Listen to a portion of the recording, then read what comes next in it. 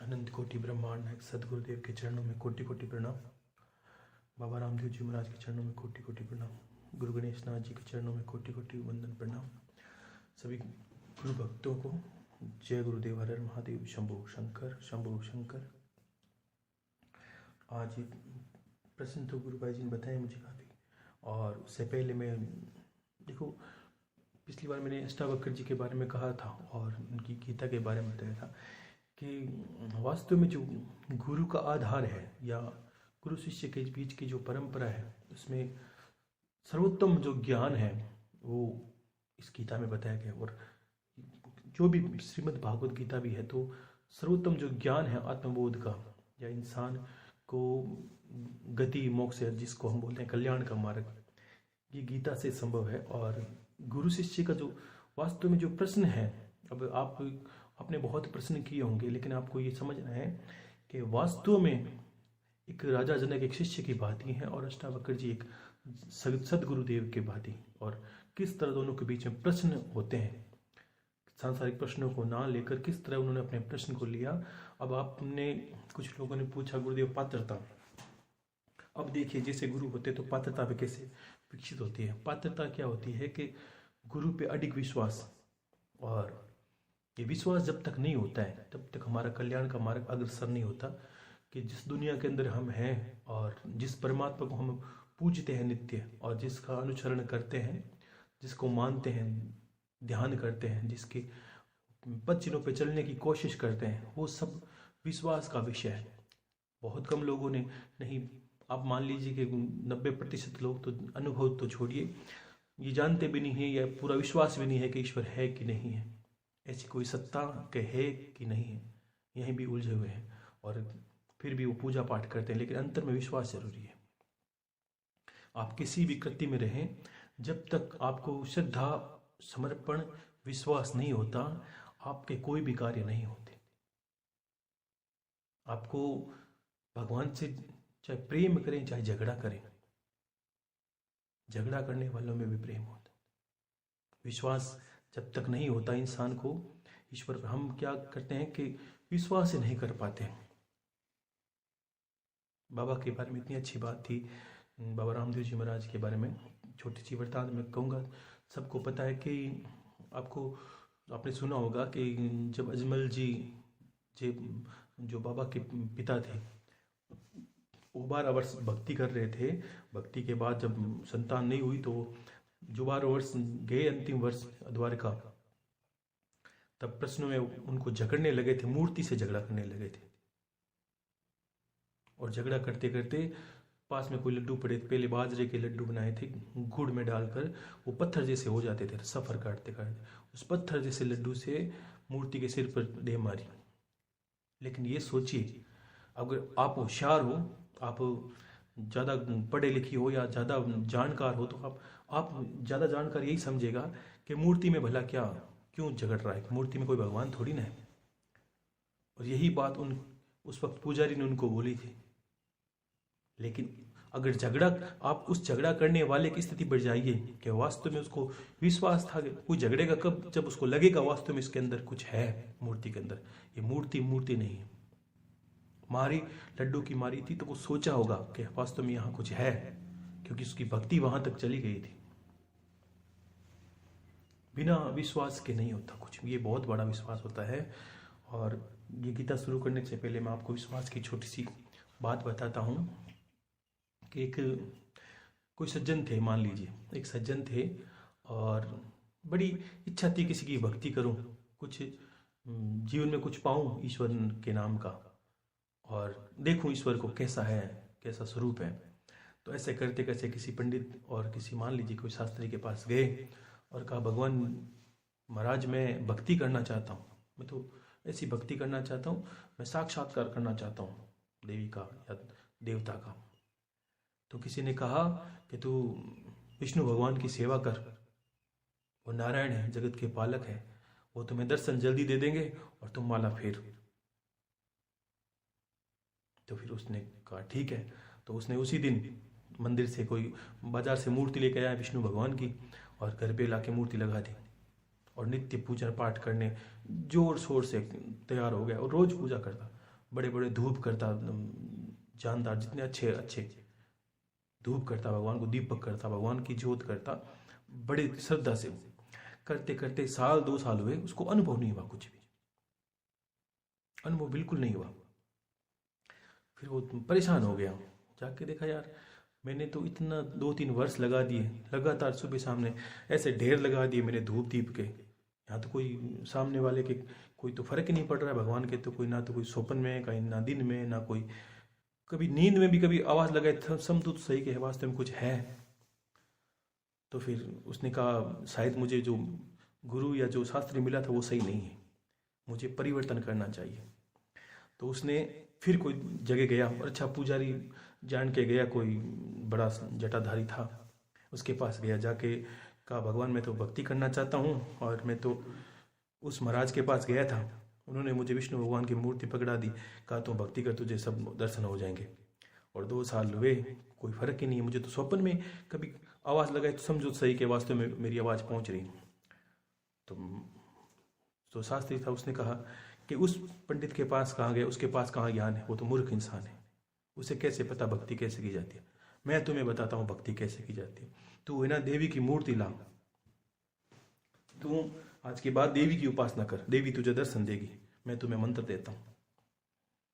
उसने मंत्र दिया, उसने देवी की मूर्ति लाई, नहीं लाके जहाँ विष्णु भगवान की मूर्ति थी उसको हटा दिया, और ऊपर अलमारी में देखते हैं ना, घर में अलमारियाँ बनी होती, 3-4 खाने बने होते हैं ऊपर, तो ऊपर वाले खाने में विष्णु भगवान की मूर्ति रख दी और नीचे देवी की आराधना करनी शुरू कर दी।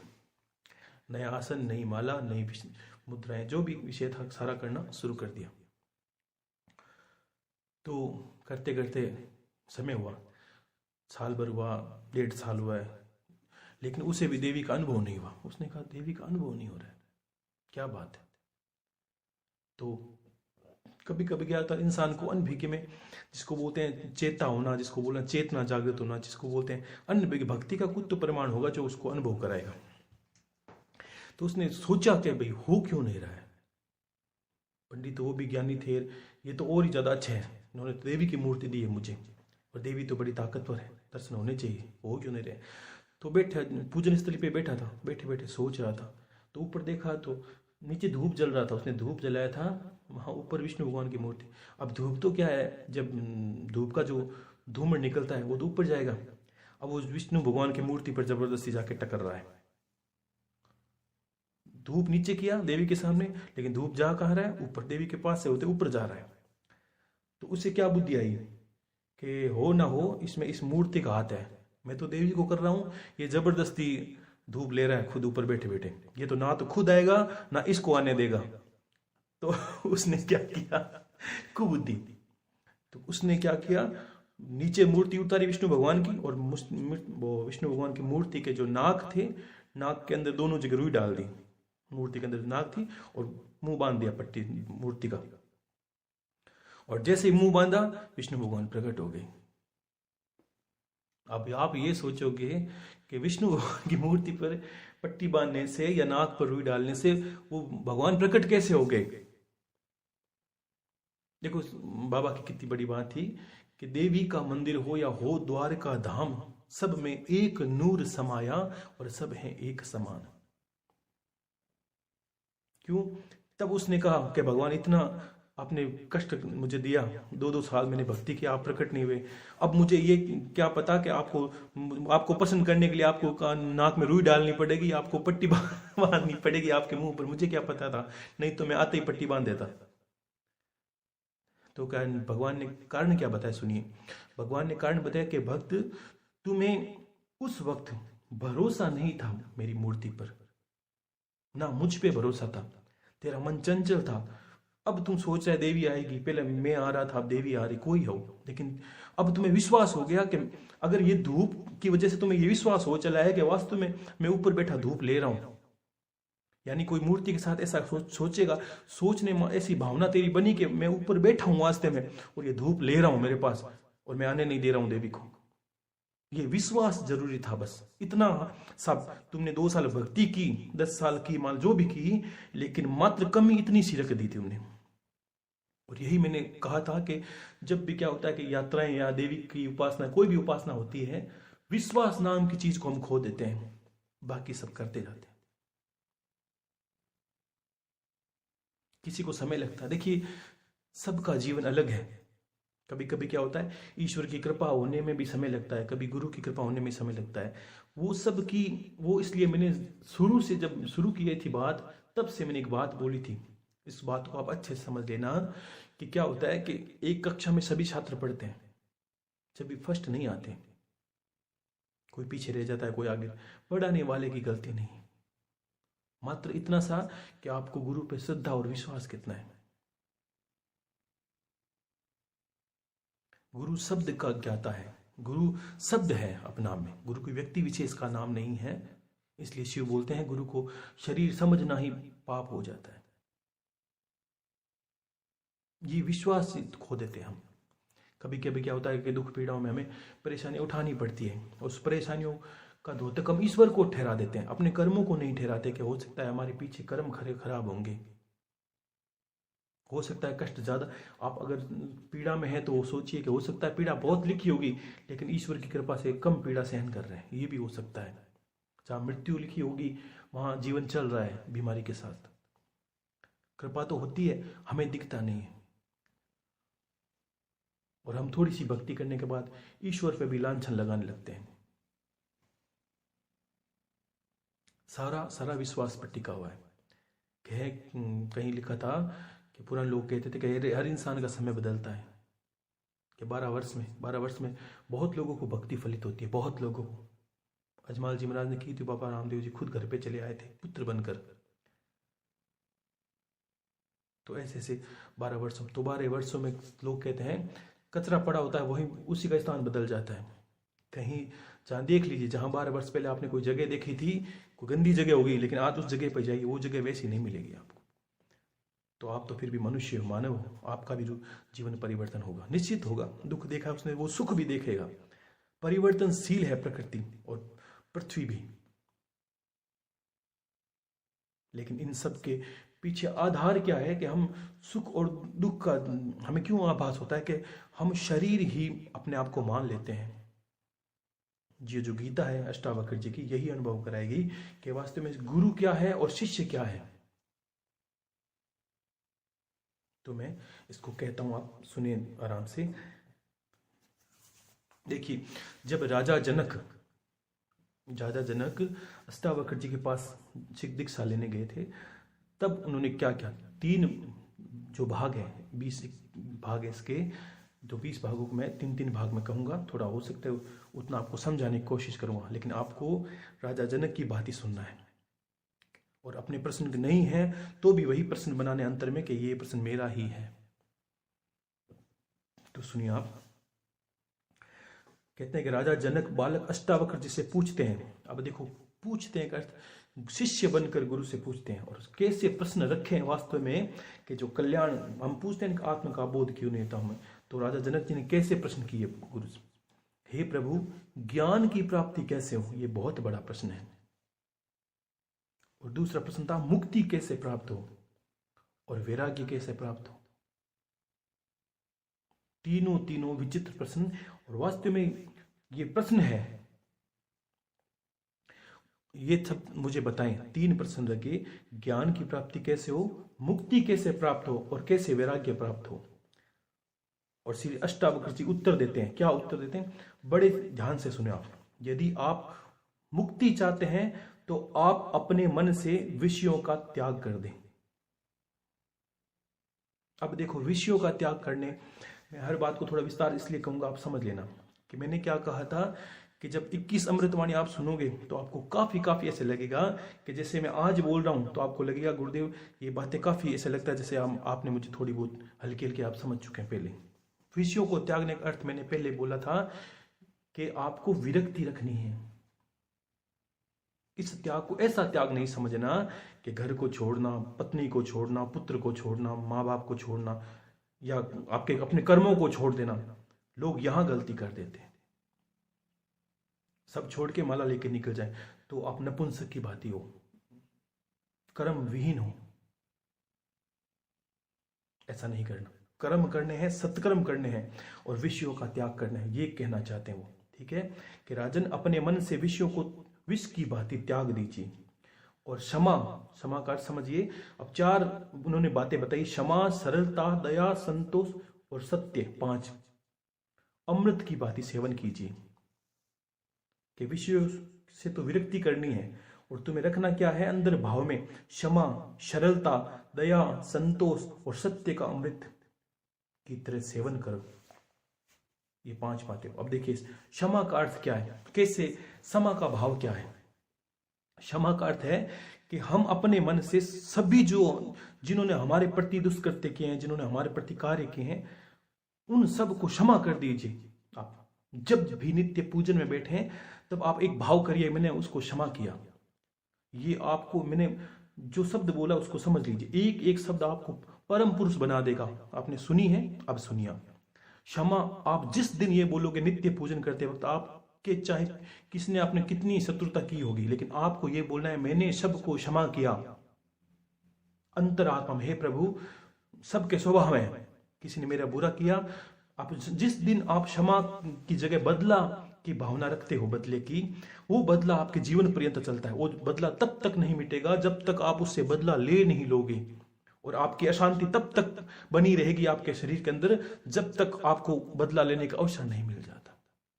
आपका दिन रात चैन नींद सब कुछ हराम हो जाएगा, और फिर भी होगा वही जो ईश्वर चाहेगा।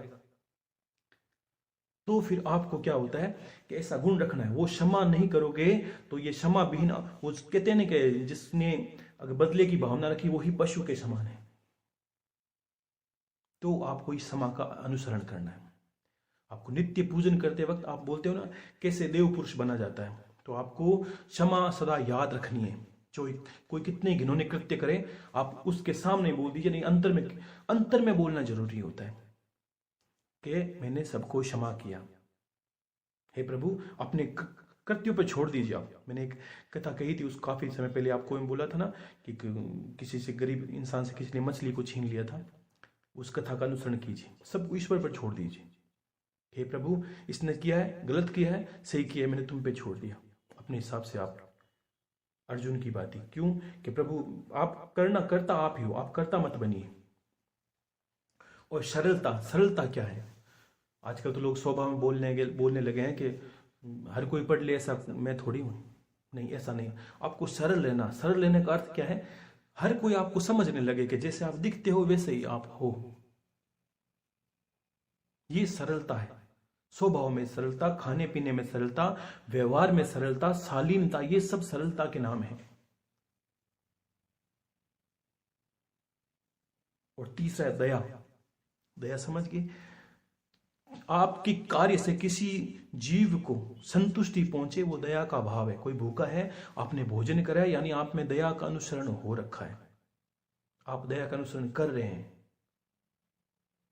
जीव मात्र के प्रति दया, मानव मात्र के प्रति दया, प्रकृति के प्रति दया, जीव जंतु पशु पक्षी पेड़ पौधे सब के प्रति दया का भाव। और चौथा शब्द का संतोष। ये भी अब 3 शब्द का सब ने पढ़ा, लेकिन संतोष को सुनिए। संतोष है क्या? जब भी हम असंतुष्ट हो, असंतोष लगे कि हमारे पास पैसे नहीं है, तो अपने से नीचे वाले को देखें तो सदा आपको संतोष का भाव पैदा हो जाएगा।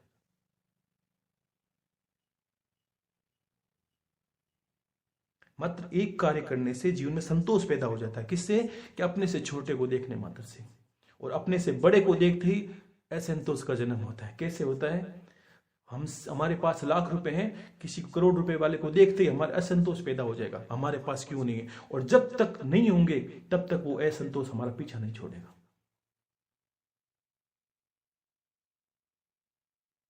और नीचे वाले को देखेंगे, ठीक है, हमने 2 वक्त का खाना खाया, कोई है बेचारा 1 वक्त खाना भी खा रहा है, तो ये क्या है? वो नीचे वाले को देखते ही संतोष पैदा हो जाए। हर स्थिति में संतुष्ट रहना। दुखी हैं तो मैंने बोला था कि आप कि राजा नल और दमयंती की कथा आपने पढ़ी होगी, तो उसमें भी कहा कि हम दुखी है तो और दुखी को देखिए कि वास्तव में हमसे ज्यादा भी दुखी है दुनिया में है। ये संतोष का भाव रखना, ये भाव पैदा होना चाहिए। देखो ये जो विषय आते हैं, इन विषयों को आप हल्का मत समझना, एक एक शब्द बहुत बड़ा होता है। और पांचवा शब्द है सत्य। अब सत्य को मैंने पहले समझा दिया। सत्य का अर्थकारी, परहितकारी सत्य, यानी जिसमें लोगों का हित छुपा है वही सत्य है। सत्य भासते हैं, बोलते हैं, वो तो है ही। इसके अलावा अगर हमारे कृत्य से लोगों को संतुष्टि पहुंचती है, अगर मैं यहां बैठा ज्ञान अर्जन करता हूं गुरु की सेवा पूजा अर्चना करने से, और मेरे ज्ञान से आपको संतुष्टि पहुंचती है, तो ये मेरा सत्य पर चलना हो गया। इसी बात की आप कमाते हो, आपके पैसों से किसी को संतुष्टि पहुंची तो आप सत्य पर चल रहे हो। आपके बोलने से किसी को सुख मिला तो आप सत्य कह रहे हो। ऐसा सत्य नहीं, कुछ सत्य कटुवादी होते हैं, जिसको हम बोलते हैं, हमने ऐसा बना लिया कि सत्य बड़ा कटु होता है, सत्य बड़ा कड़वा होता है। सत्य कड़वा नहीं होता। सत्य बोलने वाले पर निर्भर करता है कि सत्य बोलता कैसे है। हमारे सत्य बोलने से किसी की जान जाती हो, किसी पे आघात होता हो, तो वो सत्य भी असत्य के बराबर है। इसलिए सत्य का सेवन करना, पर हितकारी सोच ही सत्य है। ये 5 अनुसरण इंसान को मानव से महामानव बनाते हैं। ये गुण, ये ईश्वर के प्रति आपको ले जाते हैं। मैंने क्या कहा, कोई भी साधना उपासना करते हैं जब ऐसे गुण आने चाहिए। और राजा जनक में देखो, एक लाइन का शब्द है, मैंने एक लाइन को एक पेज में समझाया। क्यों समझाया? तो आप ये समझिए कि ये गुण राजा जनक के अंदर आज बताए थे और उन्होंने अनुसरण कर लिया था, इसलिए वो विदेही बन गए थे। ठीक है, और आगे सुनिए। 5 चीजों अनुसरण करने के बाद उन्होंने कहा था, आपने पृथ्वी है, न जल है, न अग्नि है, न वायु है, अथवा आकाश ही है। मुक्ति के लिए इन तत्वों के साक्षी और चैतन्य रूप को आत्मा जानी। क्या कि अगर राजा जनक तुम्हें अंतर का भाव रखना है, तो शरीर बना है 5 तत्वों से, तुम्हें ये नित्य अनुसरण करना है कि ना मैं पृथ्वी हूं, ना जल हूं, ना अग्नि हूं, ना वायु हूं, ना आकाश हूं, ना ही इन 5 तत्वों से मैं बना हूं, और मैं सिर्फ इनका चैतन्य रूप आत्मा हूं और साक्षी हूं। देखो क्या होता है कि साक्षी का अर्थ क्या है? अगर हम शरीर, राजा जनक को अंतर का ज्ञान, आत्मा ज्ञान किस दे रहे हैं कि शरीर को नहीं समझना। हर इंसान को ज्ञानी जन क्या करते हैं, राजा जनक क्या करते थे कि हर वक्त ये विचार करते थे, मैं शरीर नहीं हूं, मैं तो शरीर के अंदर रहता हूं। ये लाइन को आपको रटना है बुरी तरह से कि मैं शरीर नहीं हूं, मैं शरीर के अंदर रहता हूं। ये इंसान अगर नित्य, आप रोजमर्रा की जिंदगी में अगर नित्य 200-300 बार भी याद कर लेते हैं सुबह 24 घंटे में, कोई भी विपत्ति आए तब विचार करें कि मैं शरीर नहीं हूं, मैं तो इसके अंदर रहता हूं, पता है आपको इतने मात्र से मुक्ति हो जाती है। क्यों होती है? कामनाएं आगे का जनक है, या कामनाएं हमारे जीवन 84 लाख योनियों की कारक है। और कामनाएं किससे होती है? शरीर से होती है। जब आत्मा का चिंतन करते हैं तो यही भावना सर्वश्रेष्ठ रखी जाती है कि मैं शरीर नहीं हूं, मैं तो शरीर के अंदर निवास करता हूं।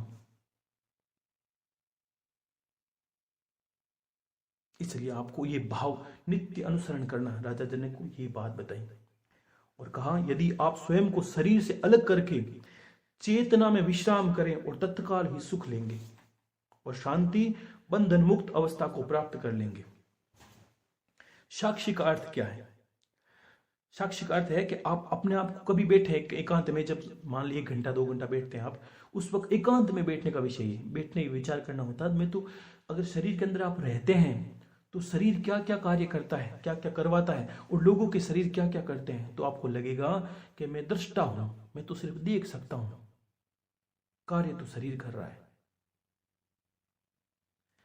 यदि आप शरीर से अलग करके, आपको स्वयं को, किसको, आत्मा को अलग करके चेतना में विश्राम करें, चेतना यानी अपने सूक्ष्म शरीर में, अंतर के शरीर में विश्राम करें शांति से, और तत्काल सुख लेंगे। क्यों? कि आपको लगेगा कि सारा दुख सुख इस शरीर से जुड़ा है, लेकिन मैं तो शरीर के अंदर रहता हूं, और मैं निकल गया तो ये शरीर ही निष्क्रिय हो जाएगा, ये शरीर ही जलने योग्य हो जाएगा, ये शरीर ही नाशवान हो जाएगा।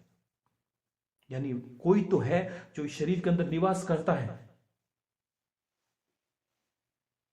कोई है जो इस शरीर के अंदर निवास करता है, उसका बोध करवा रहे हैं, उसका बोध करना नित्य, और ये जानना कि मैं तो साक्षी हूं और करता कोई और है। और हमने गलती क्या की पता है? कि हमने गलती ये की, मनुष्य मात्र कहता है हम करता है, दृष्टा कोई और है। दृष्टा यानी हम समझते हैं कि ईश्वर देखता है और हम करते हैं। तो आपको ये पासे बदलने हैं और ये आज के बाद अनुभव करना है कि मैं दृष्टा हूं, करता कोई और है। ये पासा बदल देना है। कुछ लाइनें गंभीर है, उनको हमेशा इसमें नहीं लिखा है, मैं बोल रहा हूं, उसको आप अंतर में अनुसरण करना है कि कर्ता दृष्टा का भाव क्या है, कि हम क्या सोचते हैं। आज यही सोचोगे, आप कुछ कर रहे हो तो ये सोचोगे कि गुरुदेव आज मैंने धर्म किया, आज मैंने माला की, यानी हर जगह जहां कार्य आप लगाते क्या हो कि मैं करता हूं और ईश्वर दृष्टा है, सामने देख रहा है सिर्फ, तो आप मूर्ख हो। ये नहीं करना, आपको ये पासा बदल देना आत्मबोध की तरफ कि करता कोई और है और मैं तो दृष्टा हूं, मैं देख रहा हूं अंतर आत्मा के रूप, करता कोई और ही है। ये पासा आपको बदलना है। ये जो गंभीर है वो मैं आपको थोड़ा सरल करके बता रहा हूं। अब क्या कहते हैं, आप ब्राह्मण आदि जाति अथवा ब्रह्मचार्य आदि सभी आश्रमों से परे हैं और तथा आंखों से नहीं दिखाई देने वाले निर्लिप्त, निराकार और इस विश्व के साक्षी हैं, ऐसा जानकर सदा सुखी हो जाएं। आपको यह भी नहीं समझना है कि मैं ब्राह्मण हूं, मैं जाति विशेष हूं, क्योंकि शरीर को समझोगे तब आपको लगेगा मैं जाति विशेष में फंसोगे, हर चीज में फंस जाओगे आप, और जहां फंसे वो हमारी दुर्गति का कारण है। और जहां सुख पाया, अंतरात्मक अनुभव एक दिन अनुभव करके देखें और 1 घंटा भी ये सोचेंगे कि ये तो बस शरीर से जुड़े हैं, मैं तो सिर्फ अंदर रहता हूं। ये लाइन आपको सदा याद रखनी है कि मैं शरीर नहीं हूं, मैं शरीर के अंदर रहता हूं। अब शरीर के अंदर रहते हो तो शरीर के जाति हैं, बंधन है, विषय, सबको विषय जितने भी हम उलझे हैं वो सब शरीर के बंधन है, उसमें आपको उलझना नहीं। और कहते हैं धर्म अधर्म सुख दुख मस्तिष्क से जुड़े हैं, सर्वव्यापक आप से नहीं, ने आप करने वाले हैं और ने आप भोगने वाले हैं, आप सदा मुक्त ही हैं। क्यों? क्या आप सोचिए कितना गंभीर चीज को लिखी है और इसको आसान से समझे आप। क्या कहा? धर्म अधर्म सुख और दुख मस्तिष्क से जुड़े हैं। मस्तिष्क में क्यों जुड़े हैं? क्योंकि मस्तिष्क में हमने माना है कि इस शरीर को चलाना है तो पैसे चाहिए, इस शरीर को चलाना है तो ये करना पड़ेगा, वो करना पड़ेगा। यानी मस्तिष्क सिर्फ शरीर के बाहुल्य को बाहुल्य दे रहा है, शरीर के महत्व को, इस जीवन की सुख सुविधाओं को महत्व दे रहा है, तो मस्तिष्क से जुड़े विषय हो गए।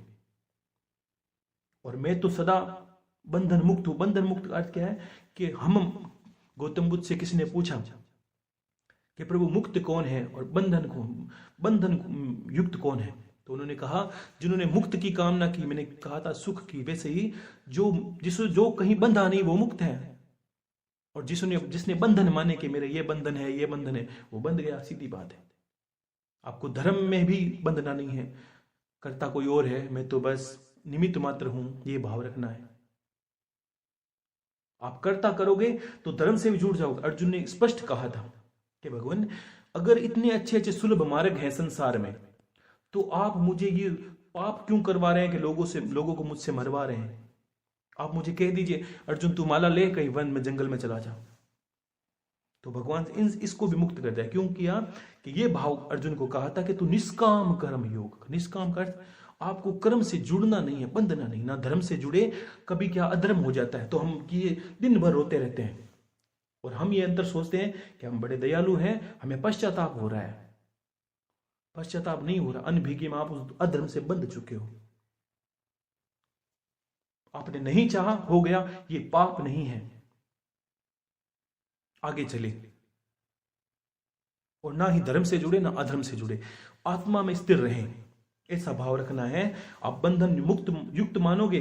अगर धर्म से जुड़े तो आपको धर्म का भी फल मिलेगा, और पाप से जुड़े तो पाप का फल भी आपको भोगना पड़ेगा। लेकिन आप आत्मा जो निर्लिप्त है उसको क्यों बांध रहे हो? और अहंकार रूपी महाशर्प के प्रभाववश आप में करता हूं ऐसा मान लेते हैं। कहते हैं कि हम अहंकार क्यों? कि जब अहम है, अगर मैं हूं तो मैं कर बनूंगा, तो कि मैंने पाप किया, मैंने धर्म किया, ये शब्द है कि हाँ आप करते हैं, तो आप बनने के बाद ऐसा विश्वास आता है या विचार आता है कि मैं करता हूं, और ऐसा मान लेते हैं और उस कर्म से आप जुड़ जाते हैं। आपको क्या करना है? मैं करता नहीं हूं, इस विश्वास रूपी अमृत को सदा पीकर सुखी हो जाइए। कि मैं करता नहीं हूं, करता हम में क्या समस्या है? आप देखा सामान्य मनुष्य कोई भी करता है। अगर आपने भागवत बंचवाई तो आप क्या करोगे? गली में ढिंडोरा पीटेंगे माइक लेके, प्रभु हम लोग भागवत बंचा रहे हैं हम अब, यानी आप सबसे पहले वहीं फंस गए माया में कि मैं ये कर रहा हूं। और आपको सिर्फ पासे बदलने हैं, ये विचार करना है कि आपके सिर्फ हाथ हैं, करता कोई और है, आप तो सिर्फ देख रहे हैं कि ये हाथ क्या कर रहे हैं।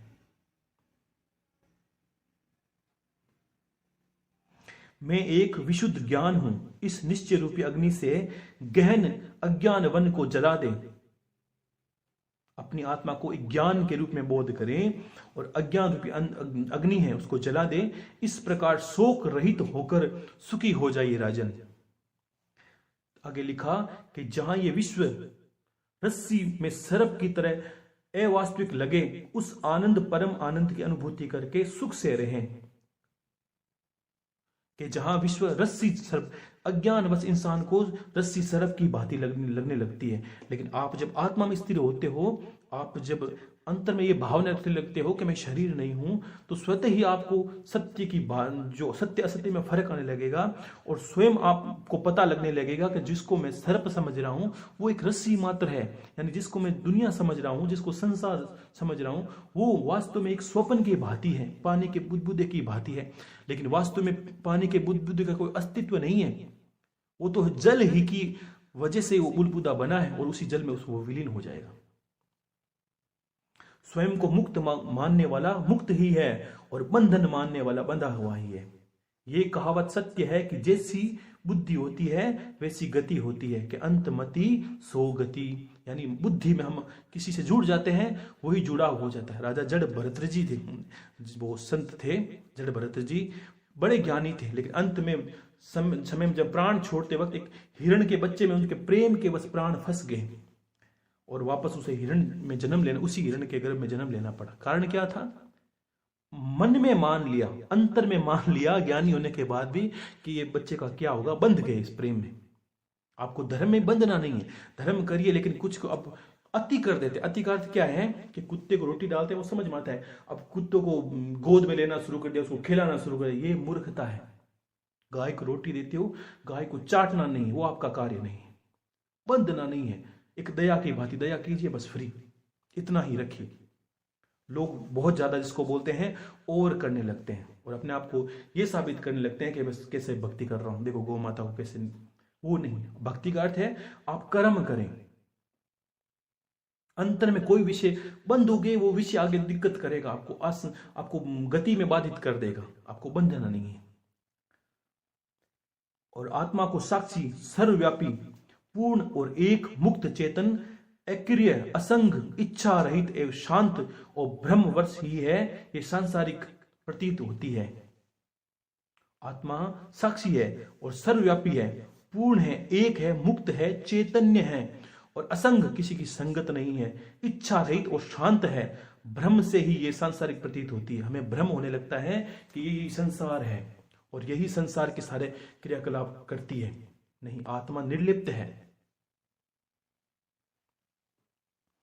अपरिवर्तनीय, चेतन और अद्वैत आत्मा का चिंतन करें। मैं एक ब्रह्म रूपी आभास से मुक्त होकर ब्रह्म विश्व की अपने अंदर की भावना करें।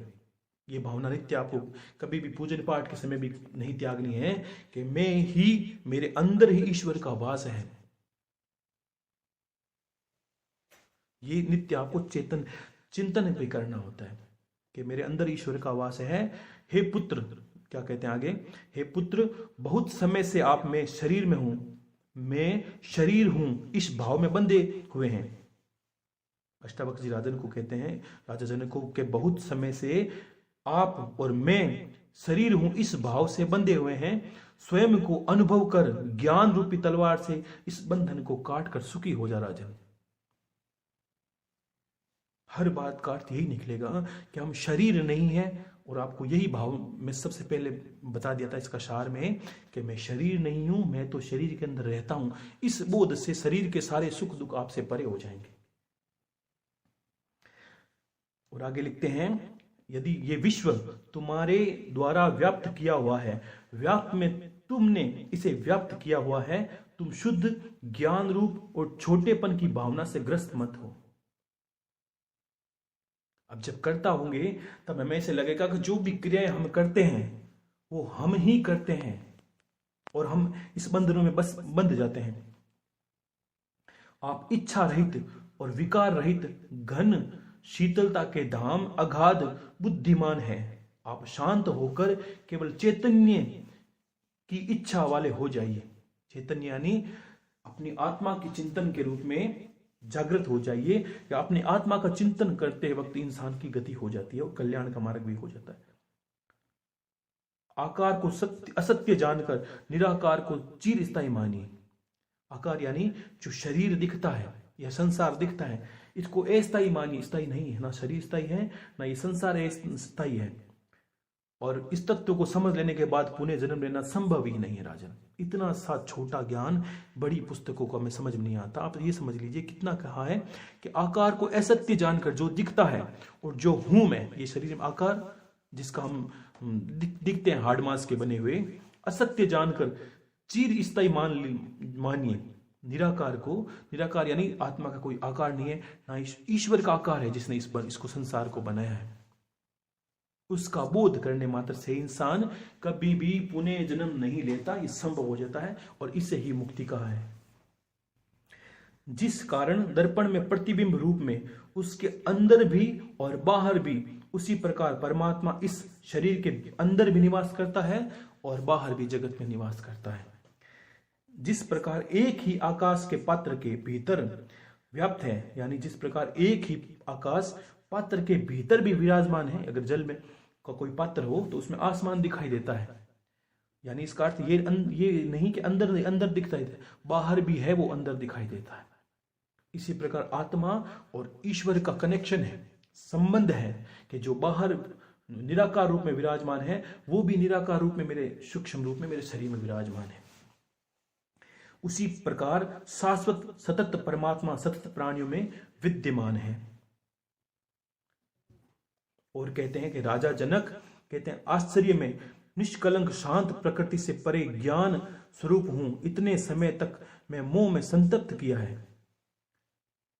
राजा जनक कहते हैं कि आश्चर्य यानी खुद अचंभित हो गए कि हे प्रभु, कितनी आश्चर्य की बात आपने, कितनी विडंबना की बात या कितनी कठिन जो बात है उसको इतना सरल कर दिया और मुझे समझ में नहीं आया कि मैं तो आश्चर्यचकित हो गया।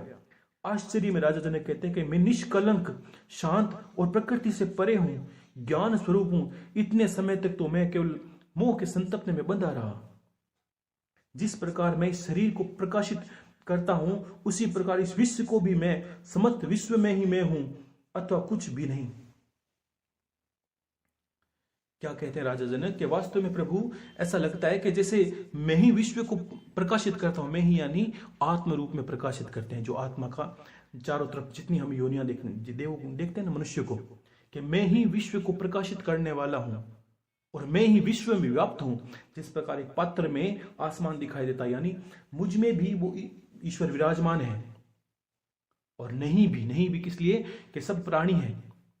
और आप आत्म रूप में अंतर में स्थित हो तो आपको लगेगा जगत मिथ्या है, नहीं भी और हूं भी।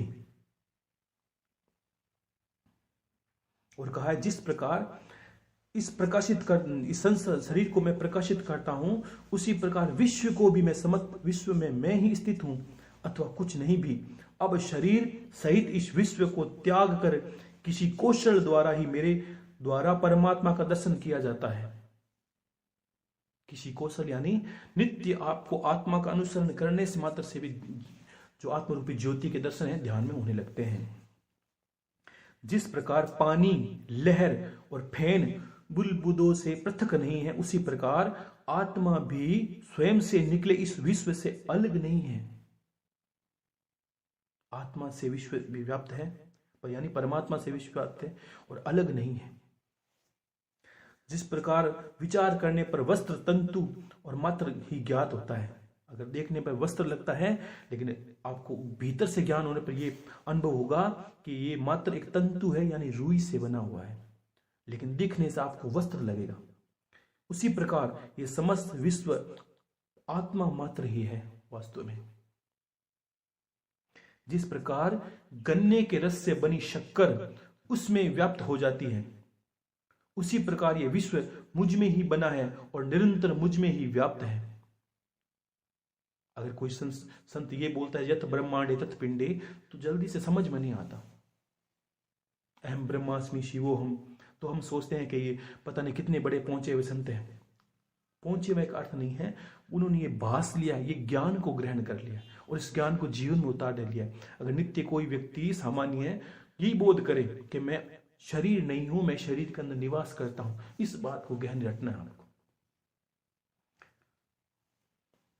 आत्मा अज्ञानवश भी विश्व के रूप में दिखाई देती है। हमें आत्मा का ज्ञान नहीं है, इसलिए हमें दिखता है ये बड़ा विश्व कितना बड़ा है, और हम इस जद्दोजहद में फंसे रहते हैं। आत्मज्ञान होने पर यह विश्व दिखाई नहीं देता। रस्सी अज्ञानवश ही सर्प जैसी दिखाई देती है, और रस्सी का ज्ञान हो जाने पर सर्प की सर्प का कोई है अस्तित्व भी नहीं है। प्रकाश मेरा स्वरूप है, इसके अतिरिक्त मैं कुछ और नहीं हूं। वैसे प्रकाश इस विश्व को प्रकाशित करता है, वैसे ही इस में भाव को भी, आपको जो भाव है, आश्चर्य, ये कल्पित विश्व अज्ञान से मुझ में दिखाई देता है। जैसे सीप में चांदी, रस्सी में सर्प और सूर्य किरणों में पानी और मुझ में उत्पन्न हुआ है, विश्व मुझ में ही विलीन हो जाता है। और जैसे घड़ा मिट्टी में, लहर जल में और कड़ा सोने में विलीन हो जाता है। आश्चर्य है, मुझको नमस्कार है। राजा जनक अपने आप को कह रहे हैं, अपने आत्मा को किस तरह बोधित कर रहे हैं कि आश्चर्य है, मुझको नमस्कार है। समस्त विश्व के नष्ट हो जाने पर जिसका नाश नहीं होता, वो तृण से ब्रह्मा तक सबका विनाश होने पर भी विद्यमान। आश्चर्य है, क्यों कि सब कुछ नष्ट हो जाएगा। तभी गीता के सार में क्या कहते हैं कि आत्मा ना मरती है, ना इसका नाश किया जा सकता है, लेकिन ये कह कौन सकता है जिसको आत्मा का बोध है। मैं शब्दों में नहीं कहूंगा, लेकिन एक साल अगर नित्य कोई इंसान अगर 1-2 घंटा ये चिंतन करे, उसको कभी जीवन में दुख नहीं सता था, अनुभव ही नहीं होता।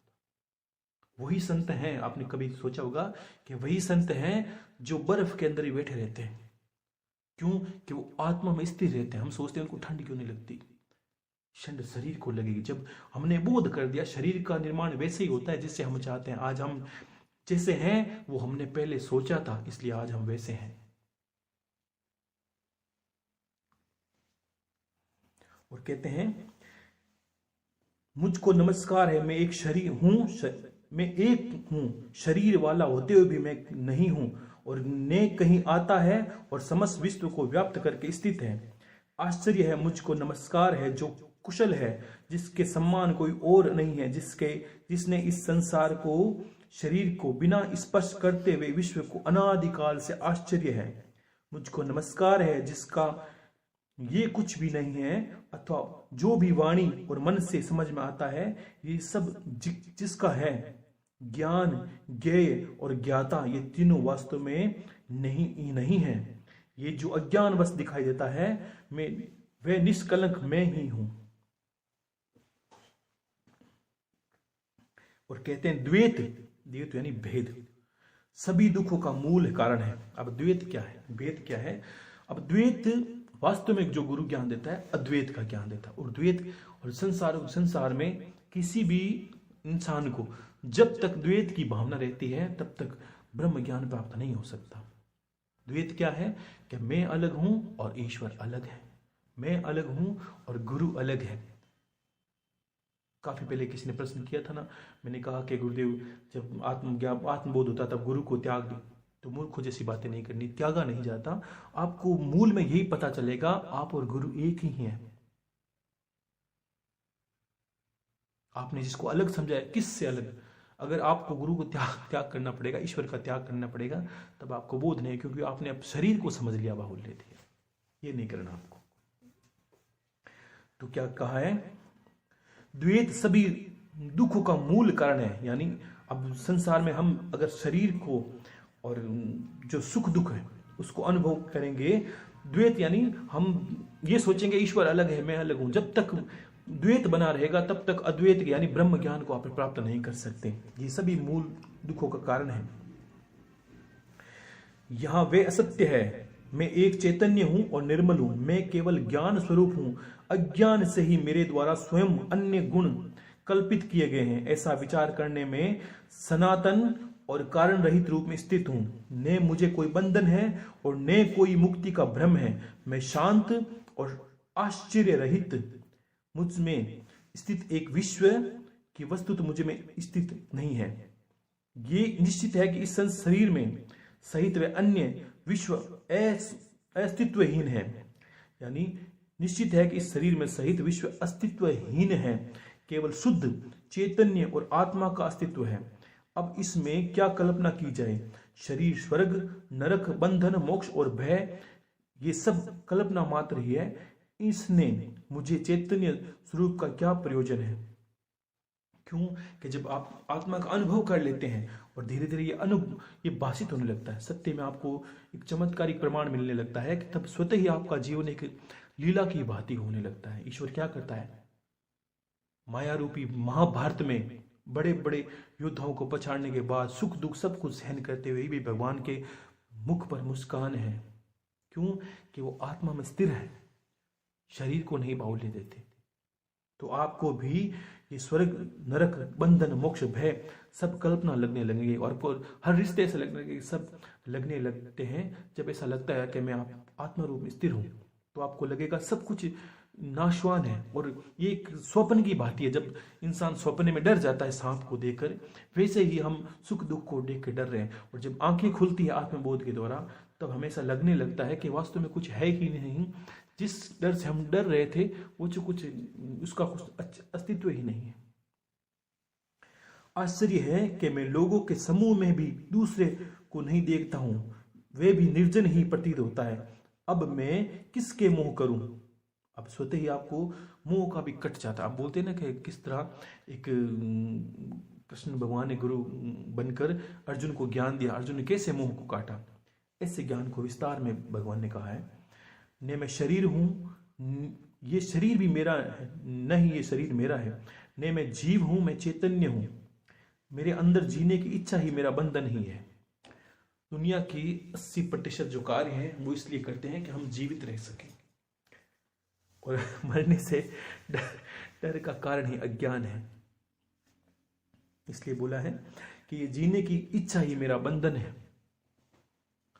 आश्चर्य है मुझे अनंत महासागर में चित्त वायु उठने पर ब्रह्मांड रूपी विचित्र और तरंगे उपस्थित हो जाती है।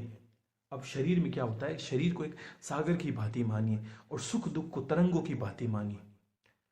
अब शरीर है तो सुख दुख भी आएंगे और तरंगों की भांति हमें प्रभावित करते हैं।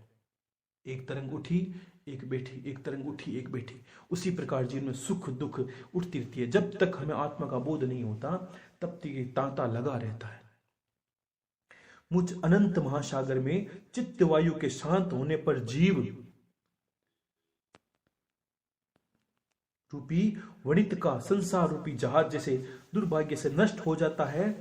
आश्चर्य है मुझ अनंत महासागर में जीव रूपी लहरें उत्पन्न होती है और मिलती है, खेलती है, स्वभाव में मुझसे प्रवेश कर जाती है, स्वभाववत होकर। तो अष्टावक्र जी इतनी आश्चर्यजनक जो बातें राजा जनक करते हैं कि प्रभु मैं किस तरह माया में फंसा हूं, ये बातें बता रहे थे इतनी देर। अब क्या अष्टावक्र जी क्या कहते हैं, आत्मा को अविनाशी और एक जानो। एक आत्मा संसार रूप में संसार व्याप्त है और उसको अविनाशी जानो। उस आत्मज्ञान को प्राप्त कर किसी बुद्धिमान व्यक्ति की बुद्धि रुचि धन अर्जित करने में कैसे हो सकती है। अगर जिसको आत्मा का बोध हो गया वो सांसारिक विषयों को अपनी ओर आकर्षित नहीं करेगा, उसको स्वतः ही पता चल जाएगा ये इस चीजों में व्यर्थ ही मैं समय व्यतीत कर रहा हूं, और स्वतः कटने लगता है। संसार में राजा विदेही क्यों थे जनक, संसार में रहते हुए संसार से कटे हुए थे। कार्य करते लेकिन कार्य में बनते नहीं। रुपये पैसे आप भी अर्जन करोगे ज्ञान होने के बाद, लेकिन बंधोगे नहीं, बंधना नहीं होता है। और स्वयं के अज्ञान से भ्रमवश विषयों से लगाव हो जाता है। जैसे सीप में चांदी का भ्रम होने पर उसमें लोभ उत्पन्न हो जाता है, और सागर में लहरों के समान जिसमें ये विश्व उत्पन्न होता है, वे मैं ही हूं जानकर तुम एक दिन जैसे कैसे भाग सकते हो। ये सुनकर भी आत्मा शुद्ध चैतन्य और अत्यंत सुंदर है, तुम कैसे जनेंद्रिय से आसक्त होकर मलिनता को प्राप्त हो सकते हो। सभी प्राणियों में स्वयं को और स्वयं में सभी प्राणियों को जानने वाले मुनि में ममता की भावना का बने रहना आश्चर्य ही है। ममता भी बंधन का कारण बनती है। क्या कहते हैं कि अगर वास्तव में सभी में आप हो और सभी में आप में ही सभी विद्यमान है, तो किससे प्रेम कर रहे हो, किससे ममता का बंधन बांध रहे हो। एक ब्रह्मा का आश्रय लेने वाले और मोक्ष के अर्थ का ज्ञान रखने वाले का आमोद प्रमोद द्वारा उत्पन्न कामनाओं से विचलित होना आश्चर्य ही है। एक समय के निकट पहुंच चुके व्यक्ति का उत्पन्न ज्ञान के अमित्र काम की इच्छा रखना, जिसको धारण करने से मैं अत्यंत असक्त हूं, आश्चर्य ही है। इस लोक और परलोक से विरक्त नित्य और अनित्य का ज्ञान रखने वाले और मोक्ष की कामना रखने वालों का मोक्ष से डरना आश्चर्य ही है। इस बात को कितना गहरा कहा है कि इस लोक और परलोक से विरक्त नित्य और अनित्य का ज्ञान रखने वाले और मोक्ष की कामना करने वाले का मोक्ष से डरना आश्चर्य ही है। सदा केवल आत्मा का दर्शन करने वाले बुद्धिमान व्यक्ति भोजन कराने पर या पीड़ित करने पर प्रसन्न होते हैं और न ही क्रोध करते हैं। क्यों? कि उसको खुद को लगने लगता है कि ये तो बस सांसारिक स्वभाव है लोगों के। अपने कार्यशील शरीर को दूसरों के शरीरों की तरह देखने वाले महापुरुषों को प्रशंसा या निंदा कैसे विचलित कर सकती है। समस्त जिज्ञासाओं से रहित इस विश्व को माया से कल्पित देखने वाले स्थिर प्रज्ञा और व्यक्ति को आसन्न मृत्यु की भी कैसे भयभीत कर सकती है। क्योंकि उसे लगता है, और आत्मबोध होने पर उसे अंतर में ये भाव ही लगने लगता है कि मैं तो बस नित्य शरीर ही बदलता हूं, मेरा नाश नहीं होता। जिस प्रकार इंसान एक कपड़े को बदलकर दूसरा कपड़ा धारण करता है, वैसे ही आत्मा को, जो आत्मज्ञान है, उसको जानने पर इंसान को ये अनुभव होने लगता है। तो वो व्यर्थ ही क्यों जिज्ञासाओं में, क्यों इच्छाओं में फंसेगा। समस्त जिज्ञासाओं से रहित इस विश्व को माया से कल्पित देखने वाले स्थिर प्रज्ञा वाले व्यक्ति को आसन मृत्यु भी कैसे भयभीत कर सकती है। क्यों? मृत्यु को भय तब तक रहता है इंसान को जब तक उसको लगता है कि मैं शरीर ही हूं और शरीर का नाश होने से मेरा नाश हो जाएगा, तब तक इंसान को मृत्यु का भय रहता है। निराशा में भी समस्त इच्छाओं से रहित और स्वयं से ज्ञान से प्रसन्न महात्मा की तुलना किससे की जा सकती है। कुछ नहीं होने पर भी जो आत्मरूपी ज्ञान को जिस संत ने प्राप्त कर लिया है, उससे किसी की तुलना भला कैसे की जा सकती है। स्वभाव से ही विश्व को दृश्यमान जानो, यानी अपने आप के जीवन में ये स्वभाव उतार लो कि संसार सिर्फ दिखता है नहीं, इसका कुछ अस्तित्व नहीं है, ये ग्रहण करने योग्य है और न ये त्यागने योग्य है। देखने वाला स्थिर प्रज्ञा युक्त व्यक्ति क्या देखता है? विश्व की आंतरिक आसक्ति का त्याग करने वाले संदेह से परे बिना किसी इच्छा वाले व्यक्ति को स्वतः आने वाले भोग ने दुखी कर सकते हैं और नहीं उसे सुखी कर सकते हैं। ये 3 भाग हो गए इसके अष्टावक्र गीता के। लेकिन आपको ये तीनों का अर्थ क्या है, आपको ये समझना है कि आत्मबोध प्रश्न क्या थे। पहले बताया था कि राजन ज्ञान क्या है, यानी सबसे पहले इसका ज्ञान का अर्थ मैंने पहले ही बता दिया था कि अज्ञान को, अपने आप की अज्ञानता को जान लेना ही ज्ञान है। और मुक्ति कैसे बांधे हो, प्रश्न दूसरा था। तो मुक्ति का अर्थ था कि हम मुक्त हैं, अंतर में सोचे कि मैं आत्मा हूं, मैं निर्लिप्त हूं, किसी से जुड़ा नहीं हूं और संपूर्ण विश्व में ही व्याप्त हूं और सारा विश्व मुझ में ही व्याप्त है। तो आपको बंधना किससे है? आप बंधे हुए मानोगे तो आप बंधोगे, और मुक्त मानोगे तो मुक्त ही रहोगे। और वैराग्य कैसे प्राप्त हो, वैराग्य यानी विरक्ति कैसे प्राप्त हो, राजा जनक की बात, ये 3 प्रश्न थे इसके। तो बताया था कि विरक्ति का, वैराग्य क्या अर्थ हो गया कि हमें विरक्ति की रखनी है संसार से। कामनाएं क्या करती है, बांधती है। आपको कार्य करने हैं, कर्म में बंधना नहीं है। धर्म करना है, जो भी होता है कर्म भी करना है, बंधना नहीं होता है। इन तीनों का अर्थ था। तो इस तरह आपको अष्टावक्र जी गीता से आत्मज्ञान होने लगता है। आगे आने वाले में मैं और भी बातें कहूंगा, और बीच बीच में अंत में जो थोड़ा समय मिलेगा उसमें आपके प्रश्न भी लूंगा मैं आपको। 1-2 प्रश्न लिखे थे किसने, रचना शर्मा है, इन्होंने लिखा था, तुलसी की माला पहनने का नियम कौन सा पहन सकता है, कौन कौन पहन सकता है तुलसी की माला। मालाओं में कोई नियम नहीं है, इतना कोई आपको कर्म कांडों में नहीं उलझना है। मालाओं के नियम बनाओगे, रुद्राक्ष धारण कर नियम बनाओगे, कुछ रोरिंग पहनेंगे, ऐसा कुछ नहीं है। ये सब बंधने के कारण है, आप इनको कुछ गहरा ना जानिए। अगर आपको लगता है दिन विशेष में पहन सकते हैं, कोई दोष नहीं है। और जो विशेष लगता है, कोई जप करने वाला माला कभी नहीं पहने, उसको नहीं पहनना चाहिए, क्योंकि जप करने वाली माला और आसन ये अलग ही रखने चाहिए, धारण नहीं करने, आपको पूजन के वक्त ही काम लेने हैं। और कुछ लोगों ने आशीर्वाद कामना की है, और मैं एक तो अनीता जी वरेकर जी हैं, उनको आशीर्वाद देता हूँ। उन्होंने अष्टावक्र जी की गीता के बारे में पूछा, वो मैं बता ही रहा हूँ। और एक है चेलर है इनका, धर्मवाणी नाम से, नीतू सिंह जी, और प्रतिभा सिंह है प्रयागराज से। उनको मेरा ढेर सारा आशीर्वाद है कि वो जीवन में सदा सफल हों और ज्ञान के रास्ते पर अग्रसर हो, और ढेर सारी आशीर्वाद उन दोनों को। और कुछ एक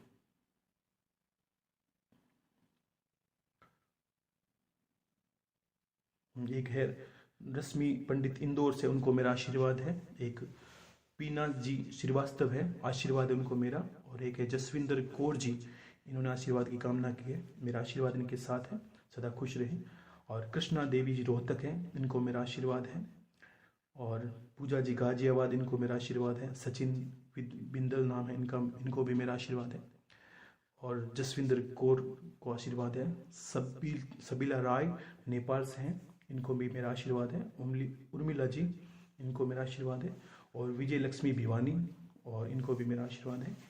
देखो आशीर्वाद ठीक है, आपने नाम का बोला, लेकिन जब गुरु कहता आशीर्वाद है तो इसका अर्थ से समझ लेनी चाहिए कि बस गुरु का आशीर्वाद शिष्य के लिए है, तो कोई दोष नहीं है, आपको आशीर्वाद ही है, इसलिए आप सुन रहे हो सबको। और ये 3 ही भाग मैंने बताए, हर दिन में 3 भाग आपको बताऊंगा विस्तार से, लेकिन जब तक सार नहीं समझोगे आपको समझ में नहीं आएगा। सार का अर्थ क्या होता है कि अंत में आपको यही लगेगा सबको समझाने के अलावा, इसलिए मैंने आपको सार पहले बताया था। आपको जो आज सुनोगे तो आपको ये लग जाएगा कि गुरुदेव, ऐसा लगता है कि 21 अमृतवाणी में काफी चीजें आपने सुन ली। हर वो पुस्तक मैंने पहले बोला था कि अमृतवाणी सुनने के बाद जो इतनी बोली हुई है, उसमें आपको हर पुस्तक का सार ऐसा लगेगा कि हाँ, ऐसी बातें शायद मुझे अनुभव है, मुझे पता है कि वास्तव में ऐसा ज्ञान है संसार के अंदर। ये आत्मबोध है। और आत्मबोध के लिए राजा जनक विदेही थे, और विदेही होने के कारण क्या था कि अष्टावक्र जी उनके गुरु थे। इस कारण वो विदेही थे, क्योंकि उन्होंने आत्मज्ञान का मार्ग पूछा था, वैराग्य का मार्ग पूछा था, मुक्ति का मार्ग पूछा था।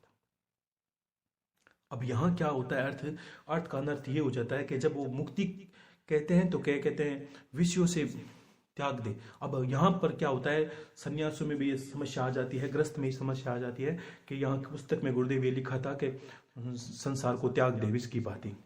अब किस संसार को त्यागने की बात, संसार में आप हो, इसको त्याग नहीं सकते।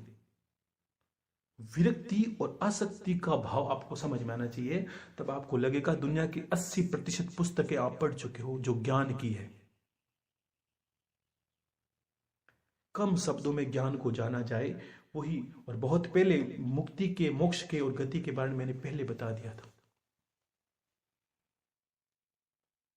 तो आशीर्वाद है मेरा, खुश रहिए सभी लोग, और समय मिलेगा तो और जो इसके पूरे भाग हैं आपको विस्तार से समझाऊंगा। सदा खुश रहें आप, और हर हर महादेव, शंभो शंकर, शंभो शंकर।